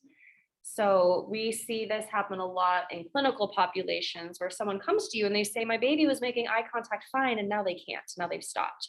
Or my baby was starting to make words, but now they've stopped. Or they used to be fine with sensory stuff, but now they freak out unless they're swaddled or whatever it is, right? So you start to see this progression and then there appears to be a regression. Not a lot of data on what is causing that etiologically. Some of it could just be, again, due to normal development. So infants, for instance, don't have good eyesight until about 8-9 months, sometimes up to a year. And so a lot of parents think that they're smiling at them or they think that they're making eye contact, but they're not actually because they literally can't see you, right? They can see your face, they can see that you're a human. I'm sorry, but your 3-month-old child doesn't know who you are other than by smell and by feel, but they can't actually differentiate your face by vision. So even though we want to think they're making eye contact and then they stop, it's because of vision changes.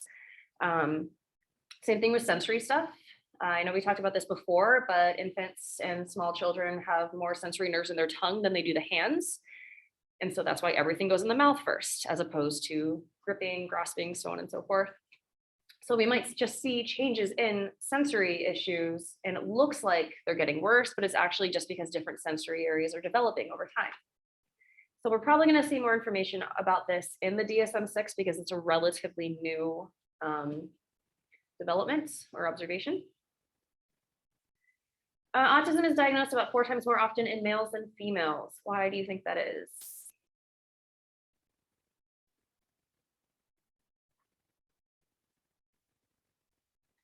So remember what we said earlier about criteria? Yeah, so if I'm basing my diagnostic criteria off of little boys, then of course I'm going to see it more often in little boys. And we talked about this with other diagnoses too. A lot of it can also just be behavior. There might be behaviors that we notice more in boys than we do in girls. We haven't found any sort of genetic difference. We have found in some cases of autism, not all, we have found some different polygenic changes, but nothing that is exclusive to the Y chromosome that would indicate that there is something inherent about maleness that causes or is linked to autism. And so lots of different thoughts about why that might be. We might also see that change in the DSM-6 as the diagnostic criteria and understanding of women becomes more expanded, and as we increase. Go ahead. Do you think that part of it could be that girls are more socialized, more attentive to that socialization? Oh yeah. Yeah, I mean, all of those early social behavior things, you know, they make sense, right? Where we at? You know if sensory processing disorder is going to be a thing in the DSM? That is the hope, because right now you would use an unspecified, which is frustrating for a lot of people because the treatment for that is going to be really, really specific, as opposed to just unspecified neurodevelopmental. What was the question? About sensory processing disorder, so not in the DSM-5. And so we're hoping that it ends up in the DSM-6 along with lots of other things, because it does appear to be its own thing, right? So it looks a lot like autism, but the social piece, it's basically just criterion B for autism, but not criterion A. Although sometimes it does look like criterion A, because if the person is having a sensory issue, say with tone of voice, or they're stressed, or there's too much light, they might have trouble with social issues, which is why in the past we're like, no, it's just a type of autism. But now there's a lot more data we're actually measuring things like how much responsiveness does a person's skin have to various temperatures and things like that, where we're seeing that it's kind of its own, you know, differentiating between just autistic versus just sensory processing. The other thing with sensory processing is that it can be linked to things like trauma. We see changes in the brain based on especially long-term trauma, and it looks a lot like sensory processing. And so there's this need to differentiate it, because again, the treatment there is going to be different than something like autism, where sensory processing, there's pure overwhelm due to the environment or emotions, any kind of stimuli, but it looks different. The treatment looks a little different than with autism. Autism is more global, whereas sensory processing is very specific to different, you know, and you know, there's a lot of overlap. One of the other reasons for, and I didn't say this earlier, but one of the other things for this idea of deterioration is that, and we will talk about this with a lot of the other diagnoses in this category, is that the person looks like they're getting worse, but what's really happening is that the social expectations are changing. Okay, so you expect a child of this age to be able to interact a certain way, but then they get older, the expectation changes, and you're like, wow, there's something wrong with my kid. But it's not that they've changed, it's that their behavior is now no longer socially acceptable for their age, developmental phase, social setting, so on and so forth. Risk factors, not a lot is known. We know that there's high heritability. Depending on who's doing the research, ranges from 37 to 90%. So again, heritability is a measurement of the variance on a curve, not, you know, genetic versus environmental. That being said, only around 15% are actually associated with known genetic mutations, and likely some combination of different genes. A lot of it can also be environmental. So there is some research showing a correlation with advanced maternal age. It's not clear if there's not an etiological link, meaning no one has figured out what it is about being older that might correlate to autism. And so it's thought that it's probably just more likely that because we have these beliefs about older mothers that people maybe are looking for it more, or they're getting diagnosed more often, that kind of stuff. There is a correlation with low birth weights, which is true for IDDD, all that stuff too. And fetal exposure to valproate, which is an anticonvulsant medication that's also used to treat bipolar disorder. So that's just one specific medication that's been linked. There could be other medication links. That's just one that people have noticed. I just had a quick question with, I forget exactly where this was brought up, but like with low birth weight, it actually can change based on culture and like in part of the world. So like, what does the DSM like specify, or DSM-5 specify like what they consider to be like low birth weight? Because like 6 pounds, 4 ounces or something here might be low, but in like other countries, that's perfectly normal. Yep.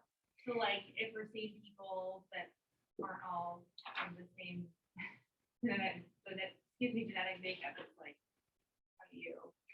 Yeah, absolutely. And low birth weight is sort of a proxy measure for other issues, because low birth weight, so typically, at least in the US, we go by standard deviation. Like you probably, those of you who have kids, you go to the doctor and they're like, oh, they're in the 90th percentile for height and weight, right? It's like that. So low birth weight in of itself is probably not the actual cause etiologically, but we use it as a proxy measure for things like malnourishment or smoking, or these other things that we know are correlated with low birth weight and are also correlated with different developmental diagnoses. So yeah, if mom is 5'2" and she has a 6-pound baby, that's going to be a lot different than if mom is 6 foot and she has a 6-pound baby, like you said. And so when we talk about standard deviation, we're looking at things like the size of the parents. We're also looking at weight, like average for the region, all that kind of stuff. And there's not really an agreed upon definition. This is something that pediatricians and OBGYNs argue about a lot because it's a proxy measure.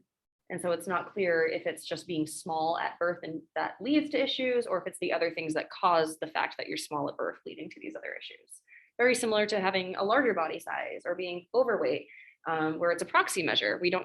There's not a lot of evidence that actual body size contributes to things like blood pressure or diabetes, but there is lots of evidence that things that are correlated with or cause bigger body size cause those things. So it's kind of a thing that we look at because it's visible, but it's not the actual underlying cause. Do we have time for this video? Where are we at? Oof, maybe. This video is long, so I'm gonna have you watch that one at home.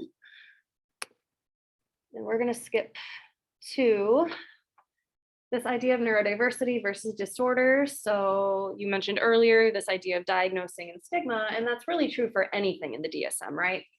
And this idea of people being neurodivergent versus there being something wrong with them. What we see a lot in the disability community right now. So this movement started with folks with physical disabilities, all about accommodation. Like for some people, the fact that they can't walk isn't an issue until there's some place that requires walking, right? You give them a chair, you give them something else, and they're like, I'm perfectly mobile. This is an extension of myself. And so it's not about the issue of their legs not working, it's about the issue of the environment not being made for people who don't have legs, which seems like a really subtle difference, but it's a way for people to conceptualize what they consider to be, what others consider to be a disability compared to just having different types of abilities. So the disability movement started in the early 90s. There's actually a really good, OPB did a documentary about Fairview of all places that talks a lot about that. And they talk about the disability movement specifically in Oregon if folks are interested in that. One of the big things with this movement is the focus on lived experience and allowing voice. So this isn't just a bunch of like angry parents getting together with Autism Speaks and they're mad because they don't get to go to Disneyland because their kid gets sensory overload, right? We see this a lot. Not that having a kid with a disability isn't stressful, right? But we often see families focus on how it affects them and less on how to accommodate their kids' needs. So the disability movement is all around giving voice to the person who's actually experiencing it and less to caregivers, so on and so forth, only because historically it's been the other way around, not because those voices aren't valid, but because for a long time, those are the only voices that were heard. There's an issue of accommodation versus behavior change. So right now in the United States, ABA therapy is one of the main treatments for autism. The neurodiversity movement doesn't like that because there are a lot of behaviors that are considered weird or abnormal that ABA therapy tries to fix. So things like flapping hands, stimming type behavior, all that kind of stuff. And the argument is, if this behavior isn't harming me or anyone else, why are you trying to change it? The other argument with that is that what if the behavior is harming yourself or someone else? And then the response to that is often like, well, you have people with depression who hurt themselves, but I'm not punishing them when they do it, right? Or I'm not reinforcing when they don't, as we do with ABA therapy. Or you have people who have, borderline personality disorder that engage in self-harm, but I'm not going to put them in ABA therapy. So there's this idea of why are we applying this very sort of overly simplistic, Skinner box type stuff to folks with neurodevelopmental disorders, but we're not applying it to other types of self-harm behavior. And it basically is indicating that there are probably better ways to prevent that behavior than just pure reinforcement and punishment. So for instance, with kids that have what we would traditionally consider to be low functioning autism, where they're overstimulated and they start hitting or kicking or harming others, instead of punishing them for that behavior, but they're still experiencing the overstimulation, which for them is extremely unpleasant, even painful at some point, the accommodation would then be to get rid of the stimulation or find ways to help them cope with the stimulation or express that they're overstimulated without punishing them for the behavior or reinforcing, oh, you didn't hit, but you're still overstimulated. And that could be things like giving the person a sensory break, be things like headphones, earplugs. A lot of kids use fidget toys, sensory objects, weighted blankets, all that sort of stuff to prevent those self-harm behaviors. Some kids engage in scratching, hair pulling, things that are sensory seeking, but end up being self-harm related. I have a client who is an adult and she still really struggles with scratching, but it's when she's overstimulated and it's an attempt to control stimulation. When she scratches, she feels she's able to focus more on that, and the other types of stimulation become less uncomfortable for her. And so we're working on things like keeping your nails really short and wearing gloves when she's able to, and using alternatives like she'll dip her hands in lotion and do this instead, or engage in self-massage instead, things that don't cause harm. You see people that will do things like use ice, like we do with borderline personality disorder, because it gives that same physiological response as cutting, but without actually harming the person. And again, not punishing them. Are there any legal protections for accommodations for people on the spectrum, either in schools or in workplaces or things like that? Yeah, absolutely. So under the American with Disabilities Act, you can, if you are diagnosed, you can absolutely get accommodations. So you can go through DS here. If you like at your workplace, you can go through HR. This is covered under FEMLA, all of those things. The great thing about the American with Disabilities Act is because of all of that stigma and other things attached to it, your employer, your teacher, so on and so forth, does not need to know what your diagnosis is, okay?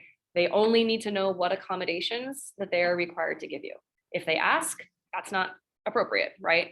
So like at work, for instance, you might get an accommodation that says, I need to take frequent breaks. It's not their business if you have to take frequent breaks because you're overstimulated, or if you have to take frequent breaks because you have a learning disability, if you have to take frequent breaks because you have to pee a lot, whatever it is, all they get to know is what the accommodation is.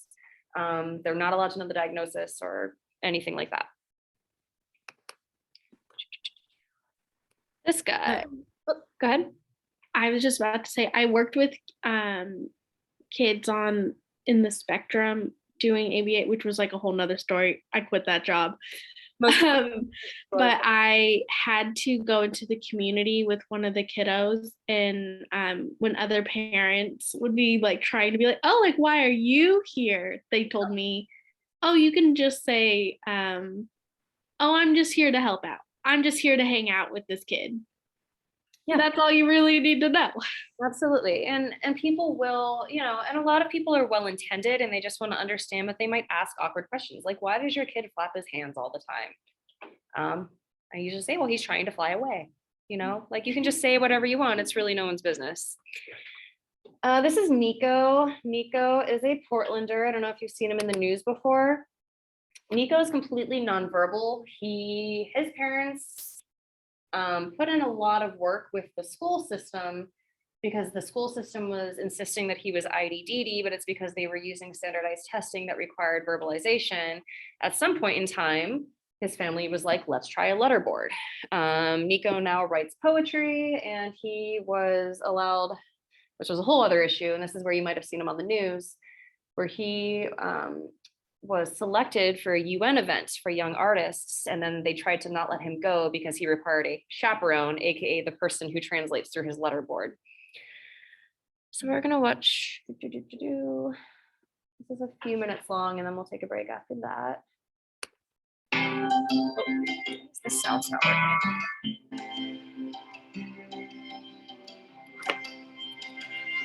That's the sound.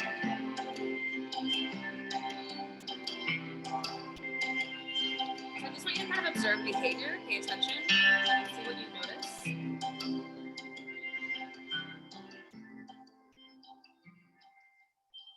When you first met me and saw my autistic behaviors, how comfortable were you around me and why? Well, when I came to the school, I wasn't really used to like being around autistic people as much because like I went to a school where that wasn't like the classes weren't integrated. So it was definitely, it took some getting used to, but like I kind of just jumped right in and I got used to it pretty fast, I think.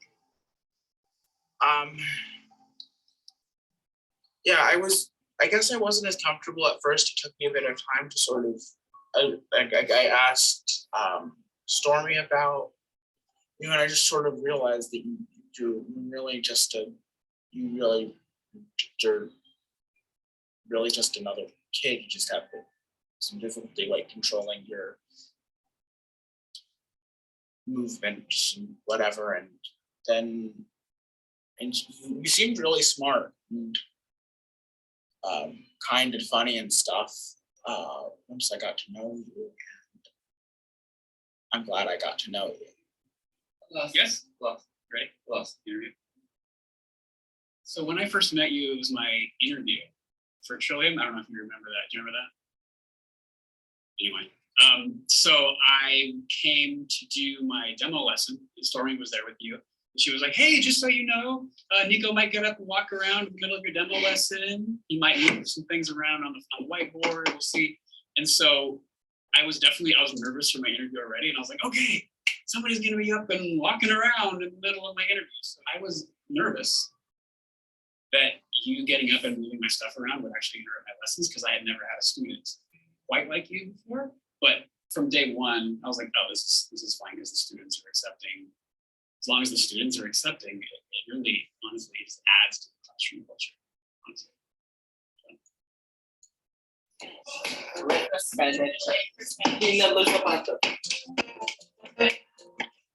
So what are some of the behaviors that you notice? He did some like cooking or sort of touching surfaces repeatedly.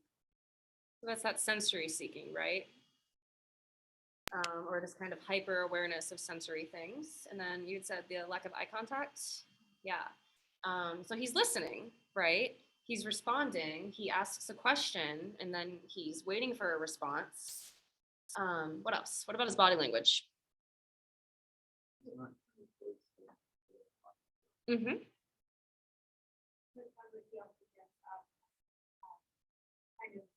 Like in this kind of setting, might be like walking around and do things like disruptive, but that's how people. Yeah, so a lot of what you see happening is the person will, and Nico was someone who was considered severe because of those behaviors until he was given the correct accommodation to help him communicate better.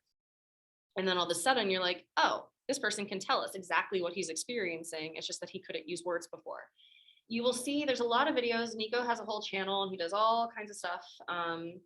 It's really neat. So he writes poetry and he has different people that will do readings of his poetry so that you don't have to hear them in the robot voice.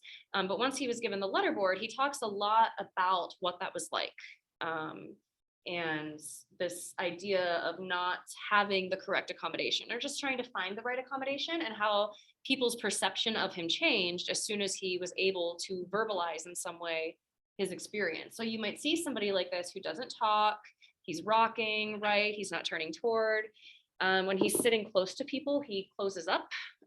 He might engage in more sensory type behaviors. When you see him in other situations, he's not as closed up, especially when people are standing farther away. So there's all kinds of nuance there. You'll also find there's a blog that he's on. If you just Google a name, there's a blog that has lots of other folks that are autistic that contribute either via writing, artwork, that kind of stuff, to sort of express what the internal experience is like, again, because all of the criteria are based on observations of other people.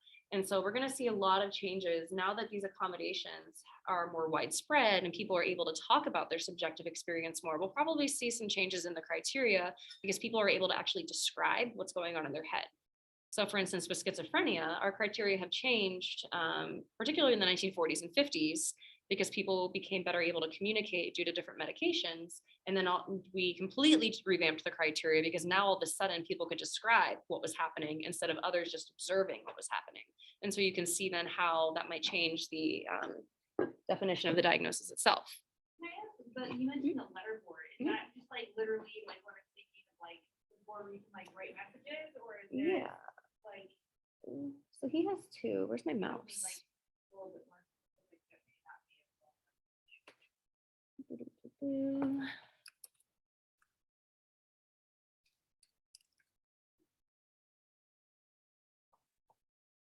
Well,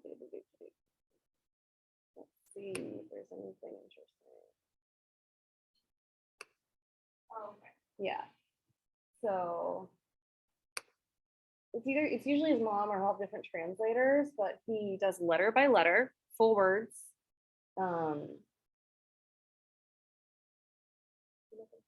Cool. That's not helpful. Thanks. Thanks, Facebook. Oh, here we go. Let's check it out. Let's see what we got here. Oh, yep, that's his letterboard. That's his letterboard selfie. Nope, it is. Yep.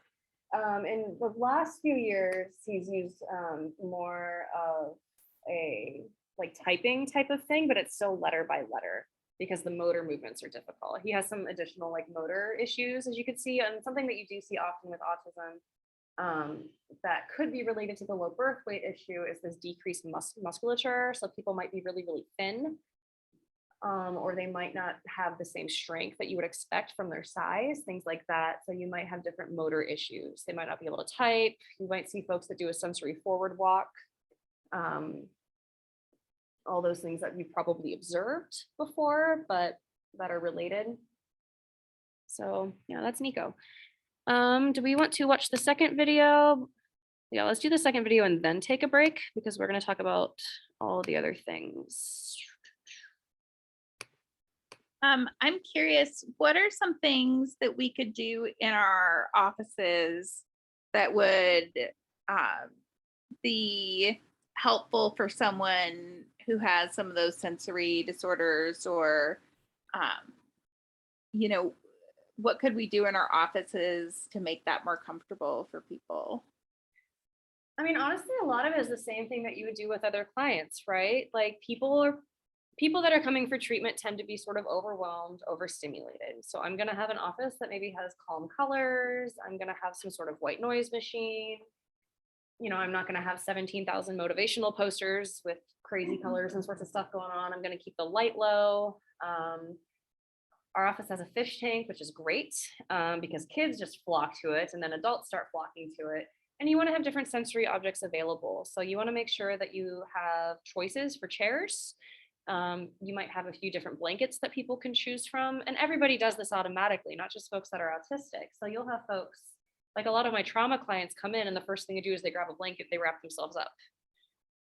It's just the thing that people do. So what you don't want to do is have, really, really bright lights or loud music playing or things that would be overstimulating really for anyone, because what you'll find is that autistic folks are able to tell you, or you can tell, like if it's a kid and maybe they're nonverbal, they might point to the thing, they might cover their ears, they're going to engage in some sort of communicative behavior that tells you what is overstimulating them.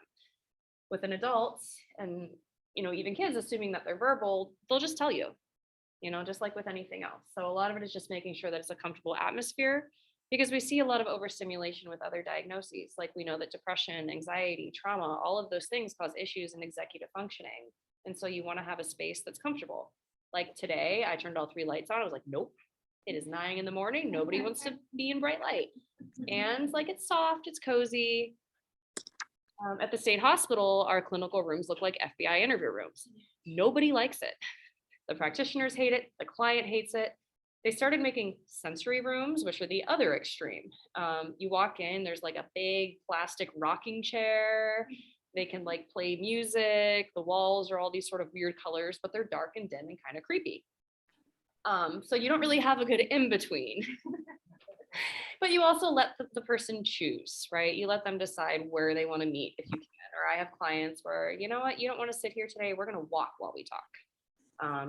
Last week I had a client where we sat in a tree and talked. We call it the meth smoking tree because the office underneath my office is Bridgeway Recovery, and there's this big tree, and the tree has this root that sticks out like this. And every day after NA, there's at least one person sitting on the tree roots just lighting up, and it's glorious. Whatever.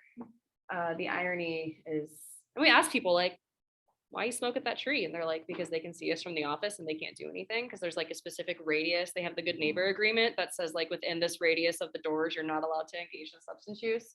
So people walk to that tree to like smoke crack, and it's great. But this particular client did not want to be in the office, was feeling really overstimulated. The walls were closing in too small. So we went and we sat on the crack smoking tree. Fine. I mean, just like you would with any other client, you provide the accommodations or provide the comfort that people ask for. So we're gonna listen. We actually probably don't have time because it's already 11 and we have like 10 other disorders to get through, and all of them are equally long and detailed. So watch this at home. It's not on your exam, so use the honor system and humor me and tell me that you'll watch it at home. Let's take a 10-minute break and come back at 11:05. Yes.